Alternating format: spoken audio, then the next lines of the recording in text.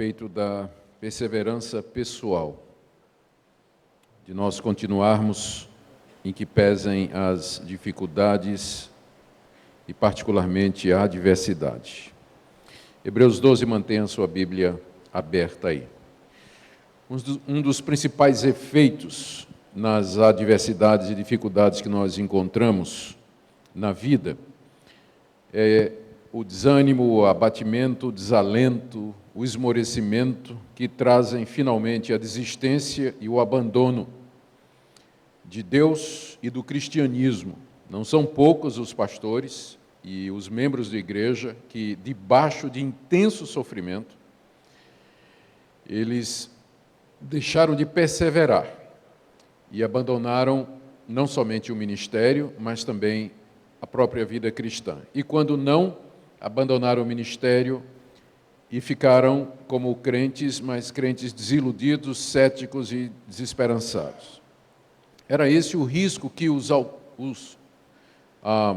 primeiros leitores dessa carta estavam passando. Eles eram destinatários dessa obra que tem como objetivo tratar exatamente dessa questão. Eu creio que o autor conhecia o quadro do Ricardo, porque ouviu a situação, entendeu, estudou e escreveu essa carta com o objetivo de tratar desse problema, que era um problema da igreja judaico-cristã. Os cristãos daquela época estavam passando perseguições severas da parte dos seus patrícios, acusados de traição, de blasfêmia, eram expulsos das sinagogas, deixados pela esposa, que não se convertia, demitidos dos seus empregos, tinham seus bens e posses arrestados, havia assédio da polícia e até prisão, quando não tortura e morte. E muitos estavam tentados a arrefecer na fé em Jesus, tentados a afrouxar, desistir e voltar atrás para o judaísmo, que eles estavam considerando como talvez uma opção de menos sofrimento. Pelo menos lá, como judeus, eles não estariam sofrendo e passando pelas dificuldades que agora estavam enfrentando como Jesus. A estratégia do autor dessa carta aos Hebreus, no objetivo de encorajá-los a ficar firmes, é mostrar para eles a superioridade de Jesus a Moisés, Arão, a lei, os sacerdotes e os sacrifícios, mostrando que retornar seria um retrocesso e lançar fora o único caminho da salvação. E uma das estratégias dele é mostrar o exemplo dos grandes heróis da fé que nós encontramos no Antigo Testamento.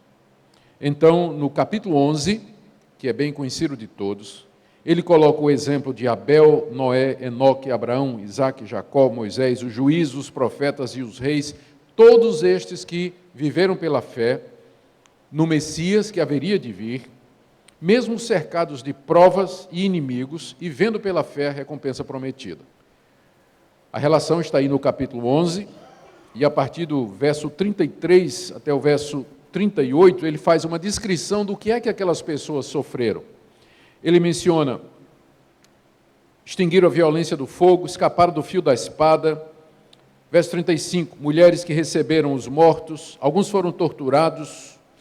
Verso 36, passaram pela prova de escárnios e açoites, algemas e prisões, foram apedrejados, provados, cerrados no meio, mortos a fio de espada, andaram peregrinos, vestidos de pele de ovelha e de cabra, necessitados, aflitos, maltratados, homens dos quais o mundo não era digno. Mas eles morreram na fé, eles perseveraram em crer em Jesus e seguir o Evangelho em meio a toda essa dificuldade.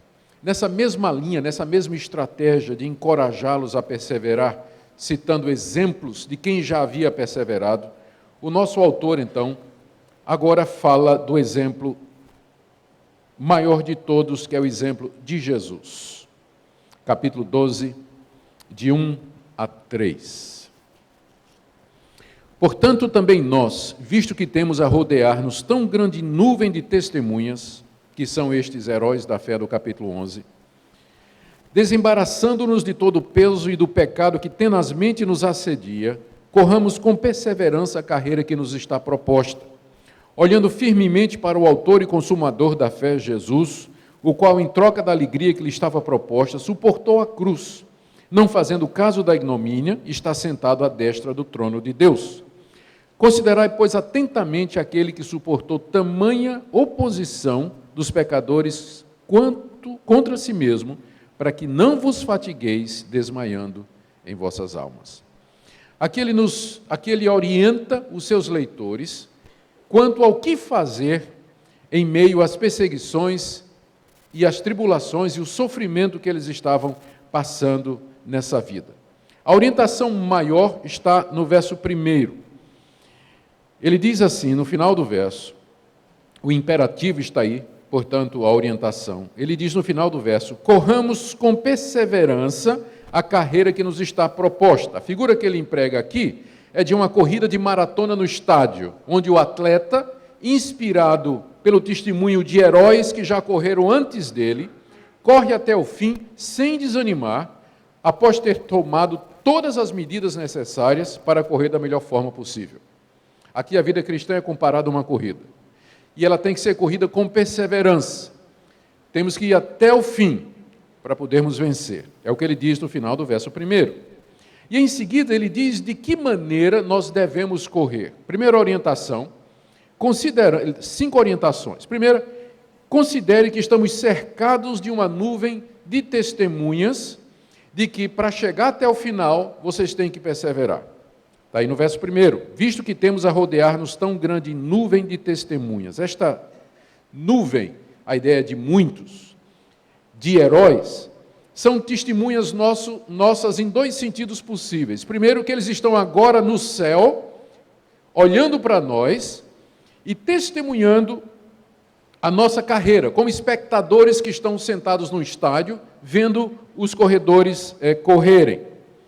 Essa interpretação é defendida por vários estudiosos, mas ela deve ser rejeitada, porque não há fundamentação bíblica para estabelecer essa relação entre os que já morreram e os que estão vivos aqui. Esse versículo é usado pela Igreja Católica como base para a intercessão dos santos. Você pode orar aos santos que já morreram, porque na glória estão observando e acompanhando a sua carreira aqui.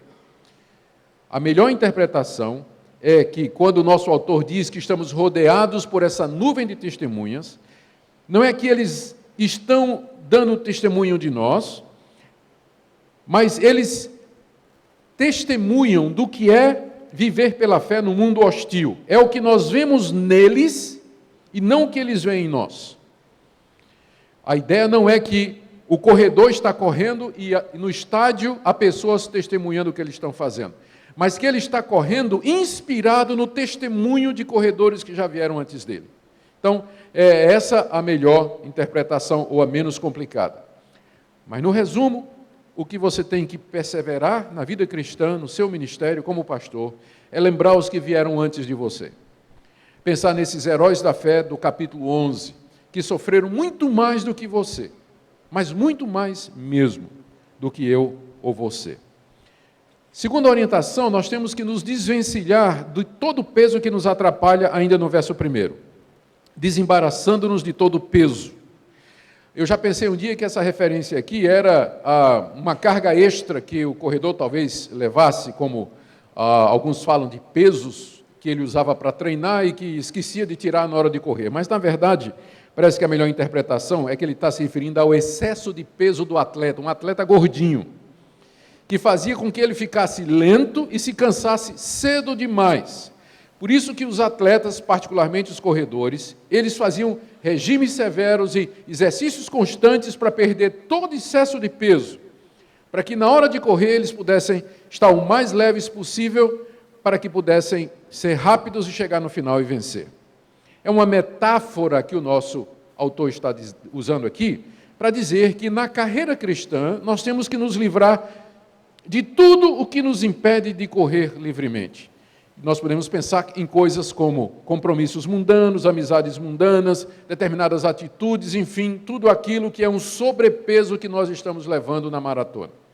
Então, a ideia é, corra com perseverança, se inspirando nos que correram antes de você e se desembaraçando do peso extra que você está carregando. Terceiro, se desembaraçando do pecado que tenazmente nos assedia, ainda no verso 1, literalmente que de perto nos rodeia ou cerca, e agora a figura é de peias, amarras e provavelmente uma referência a roupas largas e folgadas que impedem o movimento dos atletas e que eram comuns na antiguidade. O atleta tinha que correr com um mínimo de roupa, quase nu. Em alguns casos, é famosa a nudez dos lutadores gregos. Eles iam para a luta do engajamento pessoal e físico com um mínimo de roupa, porque se tivesse qualquer roupa a mais, aquilo poderia atrapalhar os seus movimentos. Mais uma vez, é uma metáfora que ele está usando aqui, para dizer que nós temos que nos desembaraçar de tudo aquilo que nos impede de correr. Podemos pensar na nossa natureza pecaminosa e rebelde, as tentações que nos cercam. Eu creio que no caso mais específico, ele está se referindo ao pecado da incredulidade, que era o problema desses destinatários. E este pecado, note, ele diz, nos assedia tenazmente, nos cerca de perto. A carreira cristã, ela não é sem dificuldade, não é sem obstáculos, ela não é sem desafios a serem vencidos. É preciso que nós subjuguemos, vençamos e nos livremos desses empecilhos para ir adiante. É a terceira recomendação. A primeira, se inspira nos heróis da fé. Segundo, tira o excesso de peso. Terceiro, tira tudo que atrapalha e embaraça os movimentos. Quarta orientação, olha firmemente para Jesus como nossa inspiração, versos 2 e 3, olhando firmemente para o autor e consumador da fé, Jesus. Jesus é o último herói daquela lista que começa no capítulo 11. Ele vem falando dos heróis da fé, só que ele não terminou. A lista termina com Jesus. Jesus é o último mencionado. E nós temos que olhar firmemente para ele. A palavra aqui usada, ela significa olhar fixamente com foco, visando discernir os contornos e perceber os detalhes. Uma palavra muito específica. Isso porque ele é o autor da fé, ele é o consumador da fé, e ele traz mais argumentos aqui no verso 2. Porque Jesus suportou a cruz em troca da alegria prometida, não fez caso da ignomínia, da afronta e da vergonha, da desonra e da humilhação, suportou grande oposição dos pecadores contra si mesmo, e mesmo assim ele cumpriu a carreira que lhe estava proposta. Ele foi até o fim e morreu na cruz, morte vergonhosa, cumprindo assim a sua carreira, a missão que Deus lhe havia dado. Então, Jesus é colocado como o último exemplo a ser imitado daquela lista de heróis do capítulo 11, que começa com Abel e termina no Senhor Jesus. Ele venceu e se sentou à direita de Deus, final do verso 2. Qual o propósito de tudo isso? É a quinta orientação, está aí no verso 3. Considerai, pois, atentamente aquele que suportou tamanha oposição dos pecadores contra si mesmo, para que não vos fatigueis desmaiando em vossa alma. É isso que ele está querendo evitar. Que nós nos fatiguemos, nos cansemos diante da oposição dos pecadores, diante do peso, diante do embaraço, diante das dificuldades, e com isso a gente desmaie na alma. Quer dizer, que a nossa alma sofra um desmaio, que a gente desista. É o pior que pode acontecer a um corredor, não é isso? Ele vai se fatigando, e antes de chegar no fim, ele cai, ele não aguenta. Então, perseverar significa passar por tudo isso, chegar no fim. A vida cristã, particularmente o ministério, como nós já vimos aqui, está repleta de desafios e dificuldades.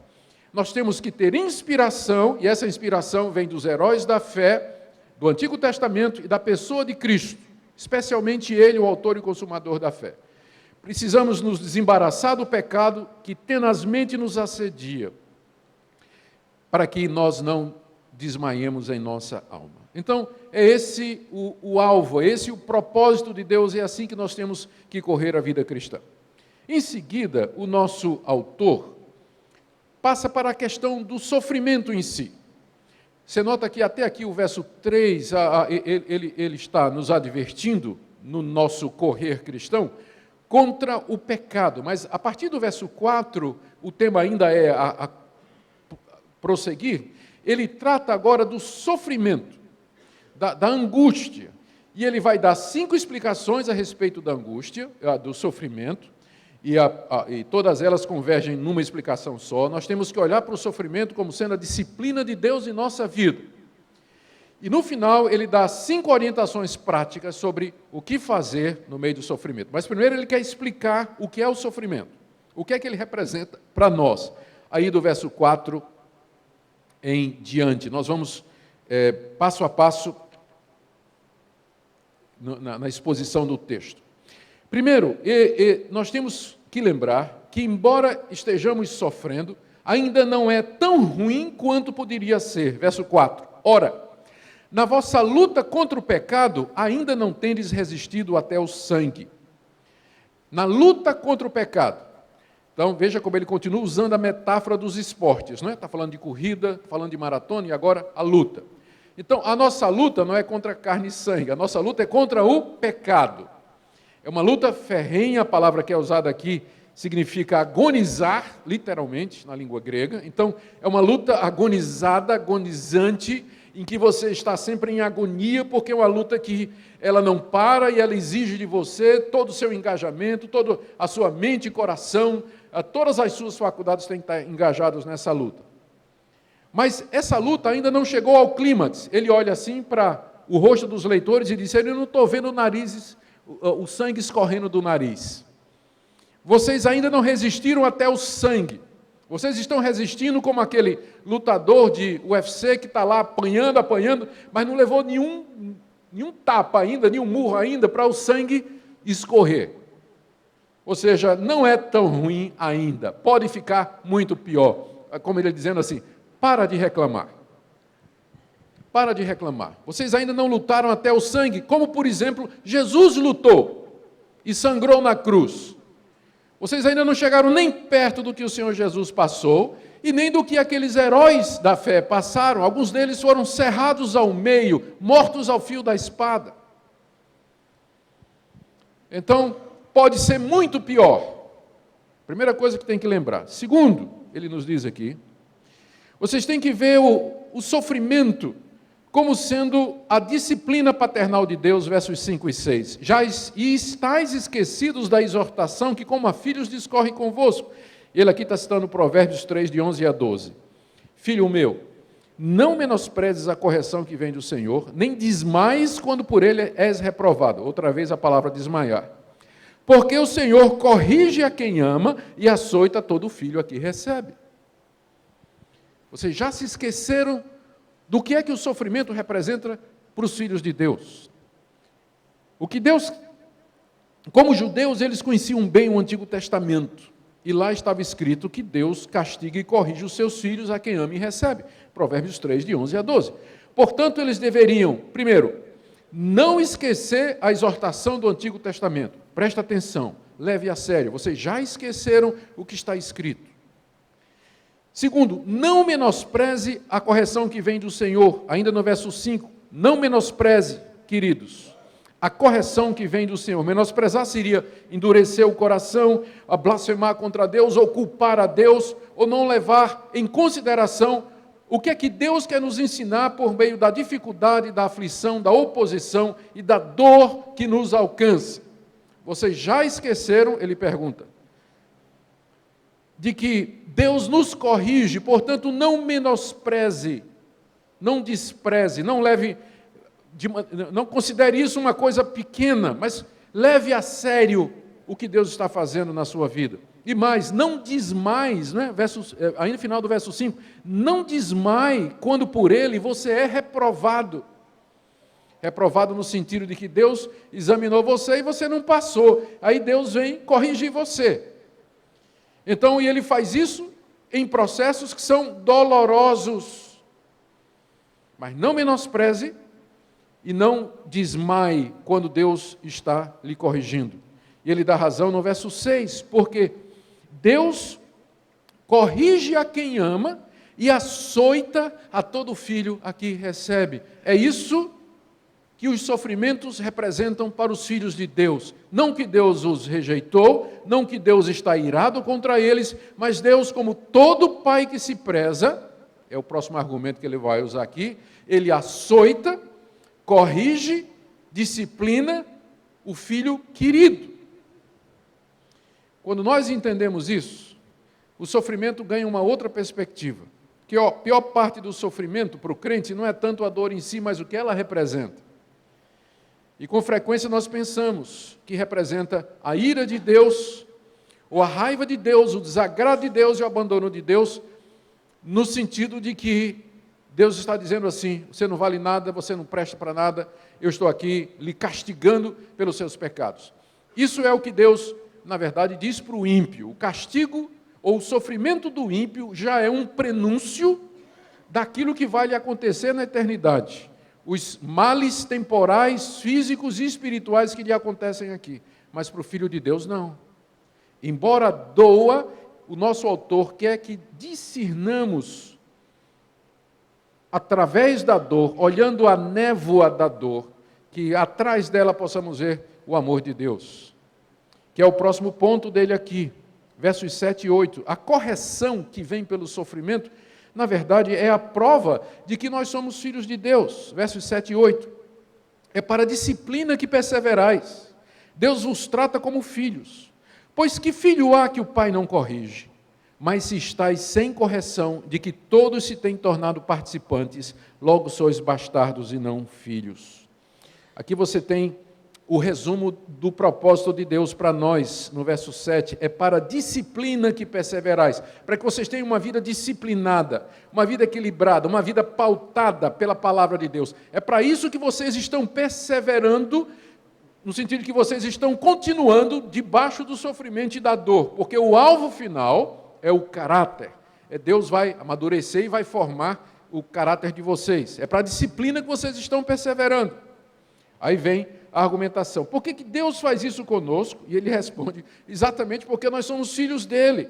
Na época que Paulo escreveu isso, os dignitários romanos, as famílias nobres, os homens, né, os patriarcas lá, eles tinham as amantes e tinham lá os filhos bastardos, os filhos ilegítimos. Esses não recebiam a educação que o filho legítimo recebia. Porque o filho legítimo ia herdar o nome e a fortuna do pai. Então ele era submetido a uma disciplina severa de treinamento físico, a estudos, de tal maneira que ele pudesse honrar o grande privilégio e o nome que estava sendo colocado sobre ele. Mas aqueles filhos das amantes, o que o dono fazia, o que o chefe, né, o pai fazia, era simplesmente dar comida, sustentava. Mas aqueles não eram submetidos à disciplina, eles viviam quase que como escravos, não é? Era um sofrimento grande para essas crianças, porque elas tinham que ser treinadas e discipuladas em tudo para poder honrar aquele nome. É exatamente esse o argumento aqui. O sofrimento e a correção é a prova de que vocês são filhos de Deus. Embora hoje em dia a teologia da prosperidade tenha invertido isso. A teologia da prosperidade apresenta como prova de que você é filho de Deus e amado de Deus, que vai tudo bem com você financeiramente, fisicamente, em todas as áreas da vida. O autor de Hebreus já está dizendo o contrário. Quanto mais pau você está levando, mais significa que você é filho de Deus. Não é isso que ele está dizendo aqui? Exatamente. Que filho há que o pai não corrige? Ele chega a ponto de dizer, se estáis sem correção, e a correção aqui é o sofrimento, é a dor, se estáis sem correção, de que todos se têm tornado participantes, não é só você, são todos os filhos de Deus, então sois bastardos e não filhos. Às vezes as pessoas se equivocam e pensam que a ausência de dor, de sofrimento, de dificuldades na vida, é assim uma prova do amor de Deus para com elas. Pode ser por um tempo, mas pode ser outra coisa também. Deus não bate no filho dos outros, ou do outro, né?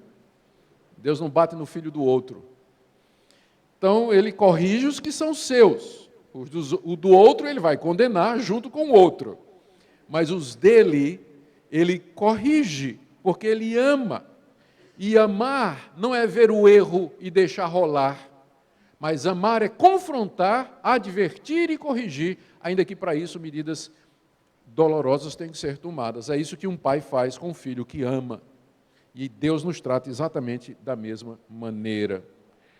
O quarto ponto aqui é que, então, uma vez que você entendeu que o sofrimento, a adversidade e a dificuldade, elas são, na verdade, provas do amor paternal de Deus, é necessário que você se submeta para que a disciplina produza o efeito, versos 9 a 10. Além disso, tínhamos os nossos pais, segundo a carne, que nos corrigiam e os respeitávamos. Não havemos de estar em muito maior submissão ao Pai espiritual, e então viveremos? Pois eles, os pais segundo a carne, nos corrigiam por pouco tempo, é o tempo da nossa vida aqui, segundo melhor lhes parecia, no raciocínio humano deles. E nós os respeitávamos, pelo menos era assim antigamente. Não havemos de estar em muito maior submissão ao Pai espiritual, que vive eternamente e está preocupado com o nosso espírito que é imortal, e então viveremos para sempre com Ele. Ele está fazendo aqui uma comparação e fazendo uma pergunta retórica. A comparação é a seguinte: os nossos pais humanos, eles nos corrigiam durante o tempo da nossa vida, que é curta, por um pouco de tempo, e segundo melhor, eles entendiam com frequência visando interesses desse mundo, nos preparar para esse mundo. E nós nos sujeitávamos, pelo menos naquela época. Hoje em dia é difícil achar um filho que faça isso, não é? Porque a rebelião e o desrespeito para com os pais é muito grande. Mas o normal era isso, que nós nos sujeitássemos à orientação e à correção dos pais humanos, dos pais segundo a carne. Ora, se nós fazemos isso com os nossos pais humanos, muito mais com relação ao nosso pai espiritual. O pai do nosso espírito, da nossa alma, que é sábio, todo-poderoso e quer nos preparar para a eternidade. Veja o que ele diz aqui no final do verso 10, que Deus nos disciplina para aproveitamento, a fim de sermos participantes da sua santidade. Essa é a herança de Deus para conosco, da qual Ele está nos fazendo dignos, que nós participemos da sua santidade. Nunca seremos santos como Deus é, mas a santidade é um dos atributos transmissíveis de Deus, que Ele pode transmitir às suas criaturas. Tem atributos que Deus não pode transmitir, como, por exemplo, onipotência, ou onisciência, ou onipresença. Isso Deus não transfere para a sua criação, mas santidade sim. É um dos atributos transferíveis de Deus, uma das qualidades transferíveis de Deus. E Ele quer transferir essa qualidade dEle para os seus filhos. Só que não é uma coisa que Deus faz por mágica ou por um poder sobrenatural, como alguns querem, mas Deus escolheu fazer isso através de um processo que começa aqui, nesse mundo. E Ele faz isso nos corrigindo pela palavra, pelos irmãos e necessariamente através da dor e do sofrimento. Porque tem muita coisa que a gente não aprende ouvindo o sermão, tem que ser na escola da vida. No dia a dia, no sofrimento, na dor, na decepção, na confrontação, na oposição.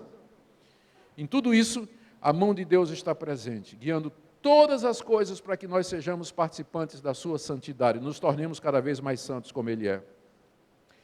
O último argumento dele aqui, a última explicação que ele dá, é que o resultado final da disciplina compensa o sofrimento presente, verso 11. Toda disciplina com efeito, no momento, não parece ser motivo de alegria, mas de tristeza. É verdade, não é? Quando a gente está debaixo da disciplina de Deus, mediante o sofrimento e a dor, é só motivo não de alegria, mas de tristeza. Não está errado você ficar triste ou sofrer e estar de luto durante o período da correção. Eu acho até que Deus quer isso mesmo, porque com certeza a tristeza faz o coração melhor do que a alegria. Se tem uma coisa que é melhor para nos transformar, é a tristeza mesmo. É a sensação da dor, do quebrantamento que nos faz melhor. Ficar alegre o tempo todo pode produzir uma superficialidade de gente que não leva a sério muitas coisas. Eu não sou contra a alegria, não. Eu gosto de ser alegre. Não gosto de sofrer também. Eu concordo totalmente com o que está sendo dito aqui. Não parece ser motivo de alegria, mas de tristeza. Agora veja. Ao depois, entretanto, produz fruto pacífico aos que têm sido por ela exercitados, fruto de justiça. Ao depois, entretanto, a disciplina de Deus vai produzir aquele fruto que você tanto deseja na sua vida, o fruto da justiça. Que você seja um homem justo, uma mulher justa, que você seja uma pessoa reta, que você ande nos caminhos de Deus, que você seja santo. Esse é um fruto que, para ser colhido, precisa de tempo, perseverança, debaixo da vara de Deus. Senão nós não vamos produzi-lo. Então, sabendo que esse é o resultado, então, nós temos agora 5 orientações do verso 12 até o verso 17. 5 atitudes práticas, sabendo disso. Veja como ele vem raciocinando. Ele quer que os seus leitores perseverem na fé. Ele começa dizendo, isso aqui é uma carreira, é uma corrida, vocês têm que correr olhando para Jesus, lembrando dos testemunhos dos heróis da fé e se desembaraçando de todo o peso. Vocês têm também que lembrar que Deus nos treina, como todo bom treinador, nos colocando para sofrer. E o sofrimento, longe de ser uma demonstração do desprazer de Deus, é uma prova do seu amor, porque Ele corrige a quem ama, como todo pai, de fato, faz isso com o filho a quem quer bem. Então, olhe para o sofrimento, a adversidade, como sendo a mão de Deus sobre você, para lhe corrigir, para lhe preparar, para que você seja digno da herança e do nome dEle. Agora, 5 coisas que vocês têm que fazer entre vocês. Agora ele torna essas orientações práticas, são coletivas, para fazermos entre nós. De que maneira nós podemos nos ajudar nesse processo, ajudar uns aos outros? Primeiro, verso 12 e 13, encorajamento mútuo. Por isso aqui introduz então a conclusão, não é? À luz de tudo isso que foi dito, aí vem agora a conclusão. Restabelecei as mãos descaídas e os joelhos trôpegos e fazei caminhos retos para os pés, para que não se extravie o que é manco, antes seja curado. A primeira exortação é para que nós nos ajudemos mutuamente a levantar. No meio da corrida, as mãos descaem, não é? E os joelhos se tornam trôpegos e o atleta cai no chão. Ou às vezes o caminho é um caminho que não está aplanado, e aquele que é manco, ele se extravia, ele perde o caminho. Então o que nós precisamos fazer é levantar uns aos outros, restabelecer as mãos descaídas, fazer caminhos retos, nos ajudar para que nós, como um atleta que ajuda o outro, eu sei que a figura não bate, porque na competição é cada um por si, não é? Então, mas numa equipe que está correndo, pensa agora numa equipe que está correndo, é você ajudar aqueles que decaíram ou descaíram no caminho, ajudá-los para que eles cheguem até o final. Encorajamento mútuo. O pastorado, todo mundo já ouviu essa frase, é o lugar mais solitário do mundo. Os pastores se sentem às vezes sozinhos, têm medo de se abrir, têm medo de reconhecer que suas mãos decaíram ou descaíram e que seus joelhos estão trôpegos. Às vezes, quando a gente sabe, já está no final, não é? Já está no desenlace, a pessoa já está indo embora, já desistiu, já desmaiou na sua alma, não perseverou. Mas não tem como dispensarmos a ajuda dos irmãos e da fraternidade mútua nessa luta que é o pastorado. Por isso que encontros como esse são tão importantes.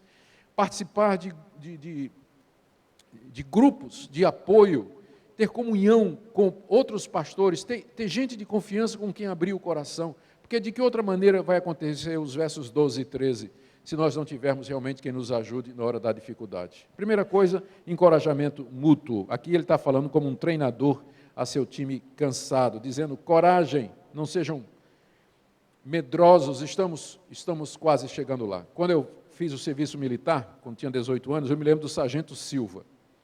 Baixinho, sim, mas bem troncudo, não é? E eu me lembro da primeira corrida que nós tínhamos, primeira caminhada, marcha que nós tínhamos que fazer. Era uma marcha de 5 quilômetros. E nós íamos com a mochila nas costas, coturno, fuzil, era um peso tremendo, capacete, lá no Nordeste, em Recife, aquele calor horroroso.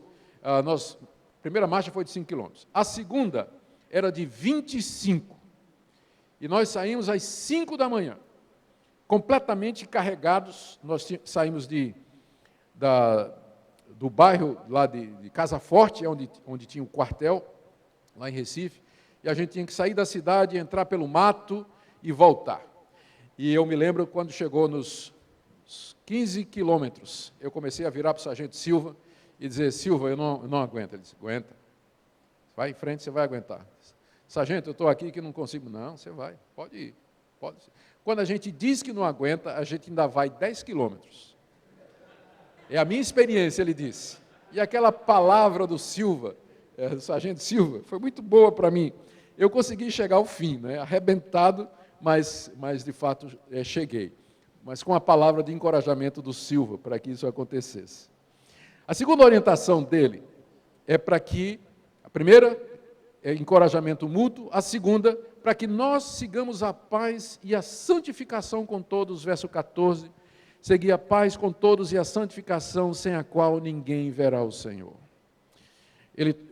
No meio do sofrimento e da dor, duas tentações. Primeiro, que a gente se torne belicoso, agressivo, e longe de buscar a paz e seguir a paz, nós escolhamos o caminho da guerra, o caminho do conflito, o caminho do ataque, o caminho da agressividade. Sigam a paz, diz ele. Esse é o caminho da perseverança. E segundo, sigam a santificação, sem a qual ninguém verá o Senhor. Ver o Senhor é o alvo da nossa vida. É isso que é o que está aguardando a gente lá na linha de chegada. O Senhor lá nos espera. Mas sem santificação, ninguém verá o Senhor. Nós não chegaremos lá. Não chegaremos lá. É a segunda coisa que a gente é tentado a fazer quando está debaixo do sofrimento, é esquecer que o alvo de Deus é nos santificar. E a gente procura soluções, atalhos e saídas que nem sempre são de acordo com a palavra de Deus. Terceira orientação, cuidado para que ninguém de vocês cometa apostasia. Verso 15, atentando diligentemente, porque ninguém seja faltoso, separando-se da graça de Deus. A graça de Deus é ela que nos traz, que nos chama, é pelo seu favor misericordioso que Deus nos atrai e assim nos dá o Evangelho. E é esse Deus, e é essa graça, ele nos diz aqui, você pode ser faltoso e se apartar dela. Nós vimos isso na mensagem de ontem. Por isso ele diz, cuidado que ninguém seja faltoso, que ninguém incorra em falta, contumaz, insistente, irrevogável, irreversível. E aí ele vai se apartar da graça de Deus.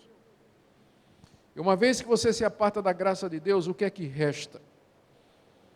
A não ser a condenação, aqui nesse mundo e na eternidade. E debaixo de sofrimento era o que os leitores estavam tentados a fazer. Esquecer a graça de Deus oferecida no Evangelho e voltar à antiga religião de onde eles tinham saído.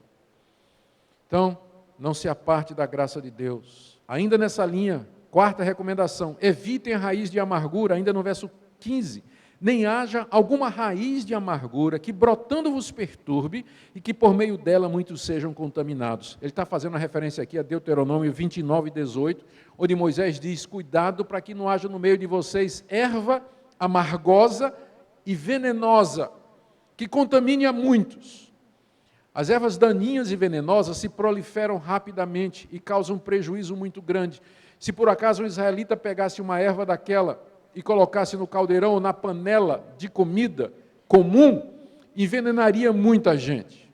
É uma metáfora para a amargura de nossos corações debaixo do sofrimento. Pastores amargurados, membros de igreja amargurados, eles contaminam a igreja toda, provoca divisão. O pastor serve gemendo. Pastores amargurados não fazem o seu trabalho direito. E essa amargura sai contaminando, porque ele sai compartilhando, ele sai criticando, ele sai contaminando outros. Então a quarta exortação é, cuidado com a raiz de amargura. Mas a quinta é tremenda. E não tem como a gente escutar essa quinta exortação sem nos ajoelhar diante de Deus e pedir misericórdia. Cuidado para que ninguém se torne profano como Esaú. Verso 16 a 17. Nem haja algum impuro ou profano como foi Esaú, o qual por um repasto vendeu o seu direito de primogenitura. Pois sabeis também que posteriormente, querendo herdar a bênção, foi rejeitado, pois não achou lugar de arrependimento, embora com lágrimas o tivesse buscado. A história de Esaú é conhecida, está lá no livro de Gênesis, capítulo 27, e antes disso no capítulo 25.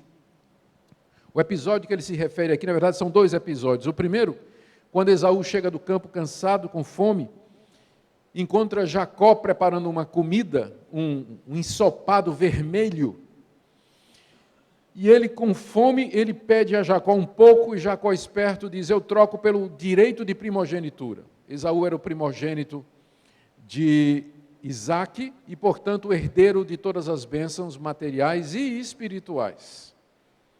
Especialmente a promessa de que nele seriam benditas todas as nações da terra, que tinha vindo de Abraão para Isaque e agora iria para Esaú. Esaú era o portador, estava na linhagem da promessa.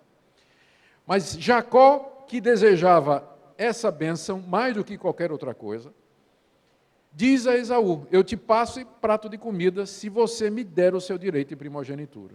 E Esaú, com fome, pensando apenas no momento que ele estava sentindo dor, estava com fome, querendo aliviar o sofrimento, sem pensar nas consequências e sem pensar no que é que ele estava trocando, ele aceita. Por isso que ele é chamado de profano. Profano é quem não dá valor às coisas sagradas. Quem não dá valor às coisas sagradas. É o caso de Esaú. Ele troca a sua primogenitura por um prato de lentilhas, por um ensopado vermelho de lentilhas. Mais tarde, o outro episódio, agora já estamos em Gênesis 27, ele vai para o pai Isaque para receber a bênção da primogenitura, esquecido convenientemente que ele já havia trocado, já havia desistido.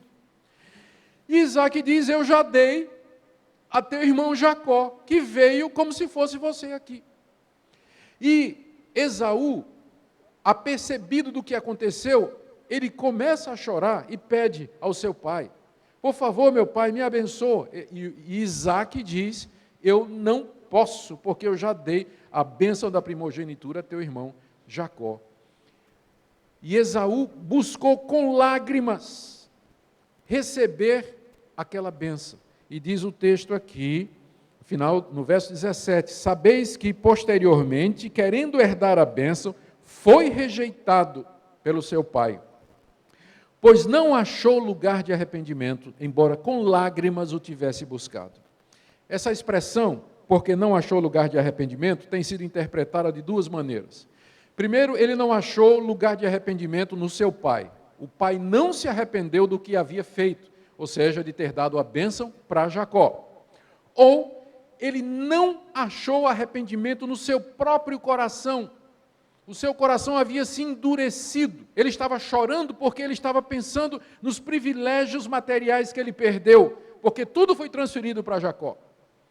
Ele não estava de fato arrependido de ter ofendido a Deus com aquela troca profana que ele havia feito alguns anos antes.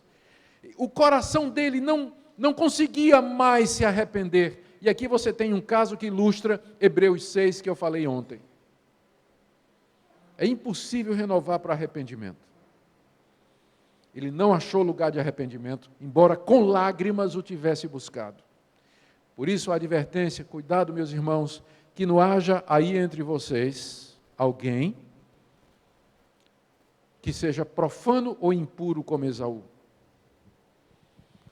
Porque essa é a nossa tendência humana no meio das dificuldades, do sofrimento, da dor, da adversidade, quando tudo parece dar errado. Queridos, o alvo dessa conferência é a perseverança. A perseverança é você continuar firme a crer em Deus, a confiar em Deus, a abraçar as suas promessas, mesmo quando tudo dá errado ao seu redor. E isso até que a morte venha lhe buscar e lhe chamar.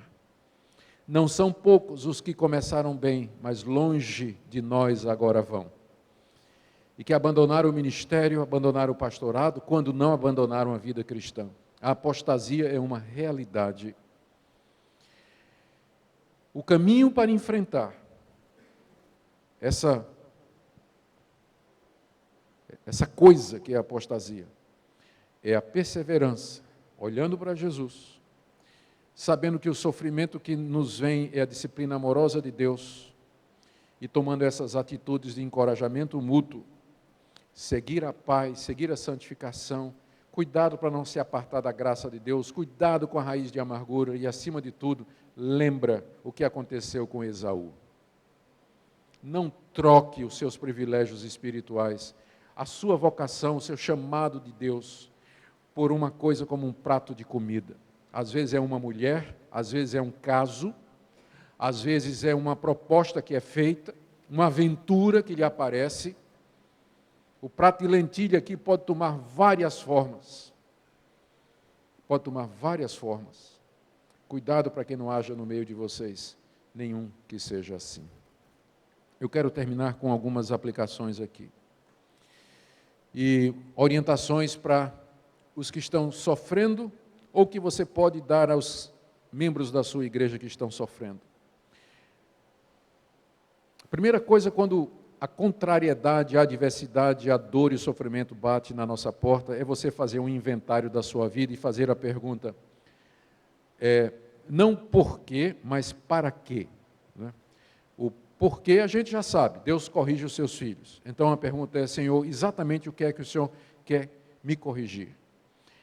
Essa crítica que estão me fazendo na igreja está me doendo muito, Senhor, mas será que eles não têm razão em alguma coisa que eles estão me criticando?